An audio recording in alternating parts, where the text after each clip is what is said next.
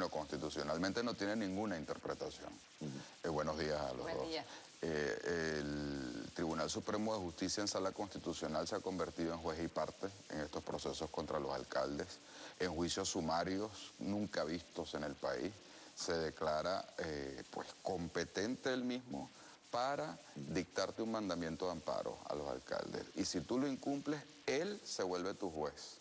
Cuando la jurisprudencia reiterada, pacífica, por años del propio Tribunal Supremo de Justicia, desde que existe la Sala Constitucional y desde la Sala Político-Administrativa, cuando existía la Corte Suprema de Justicia, siempre ha señalado que un juez no puede ser juez y parte y, por lo tanto, para garantizar el derecho a la defensa, usted, si es un juez que considera que su sentencia no ha sido acatada por a quien va dirigida, usted oficia al Ministerio Público. El Ministerio Público entonces casa los hechos que usted le está narrando con el dispositivo de la sentencia a los fines de determinar si hay un desacato.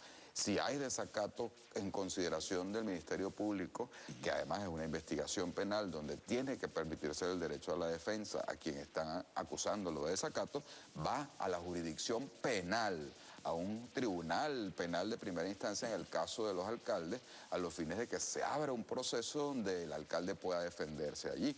Pues no, el Tribunal Supremo de Justicia decide sumariamente violar su propia jurisprudencia, juicio sumarial, volverse juez y parte sin derecho a la defensa, sin el debido proceso. Lo cita a una audiencia, le dice, presumo que usted está violando mi mandato por cuanto lo veo por unas notas de prensa y eso es un hecho público y notorio.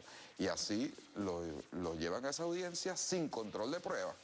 Porque ¿qué significa control de pruebas? Si tú me vas a promover testigos, yo tengo que saber con anterioridad quiénes son esos testigos. Claro. Si tú me vas a promover unas fotos o unos videos, yo tengo que saber con anterioridad qué día se tomó la foto, con qué cámara, cuándo fue, porque me puedes traer unas fotos anteriores al mandamiento y presentármelas hoy como si fueran de hoy.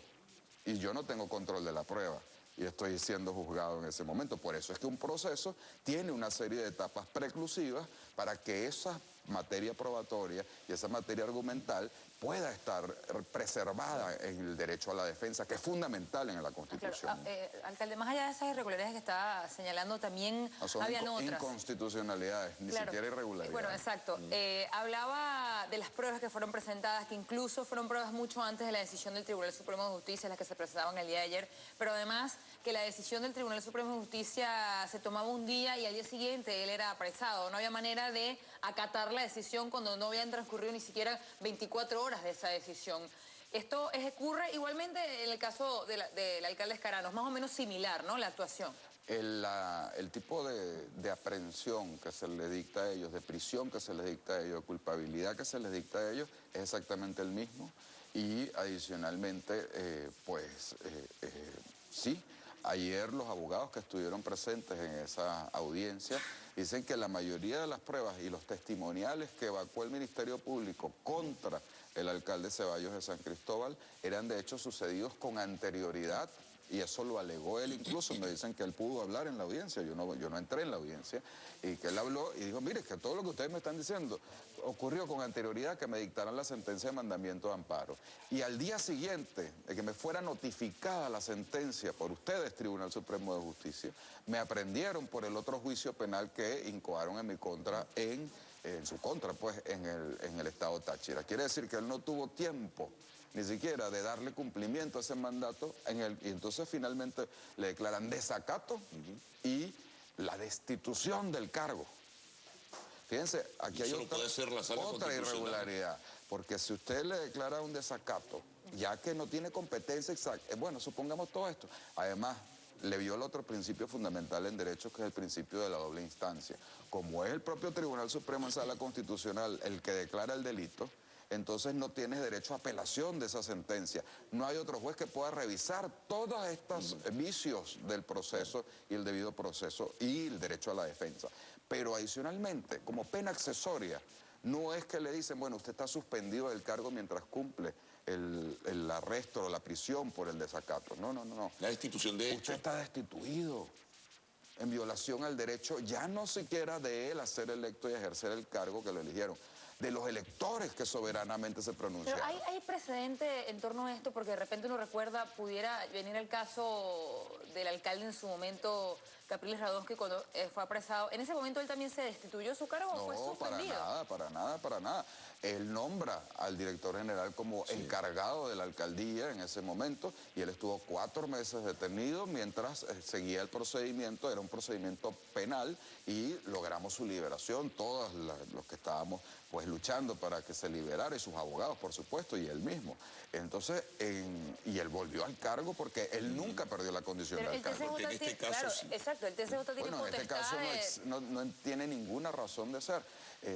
¿Qué pasa? Están usando este procedimiento expedito y un juicio fast track, un juicio rápido, un juicio demoledor para imponerle esa pena. Sumarial. No solamente la prisión a los alcaldes, sino adicionalmente la destitución, porque en el juicio penal que se le sigue en el otro procedimiento, mientras no salga sentencia definitivamente firme, y ese proceso tiene una serie de etapas preclusivas hasta llegar a sentencia, después es apelable y después puede ir a casación, no es destituible el alcalde, a menos que se aplique una norma temporal que dice que a los 90 días que hay una falta temporal se transforma en absoluta y entonces la Cámara Municipal puede decidir, porque no hubiera podido ejercer el cargo en 90 días por falta temporal. Ahora, ustedes han sido advertidos, otros alcaldes, entre ellos tú te sientes en la mirilla que puedan dar un paso similar con ustedes. Estamos todos en la lista.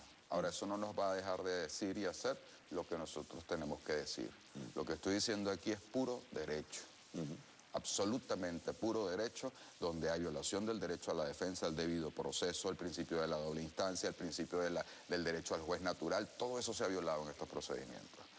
En cuanto a los casos particulares, cada uno de los alcaldes que hemos sido sometidos a este acoso judicial, utilizando el Poder Judicial para fines políticos, hemos dado pruebas constantes en nuestra defensa de todo lo que hemos venido haciendo, no solamente en cumplimiento de ese mandato, que hemos cumplido con creces muchísimo más de lo que dicen esos mandatos, porque es nuestra responsabilidad conservar la paz y el orden en nuestros municipios. Pero eso no nos va a amedrentar para decir las cosas que estamos diciendo. Claro, el gobierno nacional siempre hace señalamiento y toca cuando se habla de democracia o dictadura, que son pues discusiones que se han venido dando durante los últimos días, el tema de las elecciones, de que sectores de la oposición han ganado limpiamente procesos electorales. Luego estas decisiones, con alcaldes que han sido votados con mucho más del 60% de la participación en esos municipios, caso Escarano, caso... En este caso de Ceballos, incluso el caso de la diputada María Corina Machado, la más votada.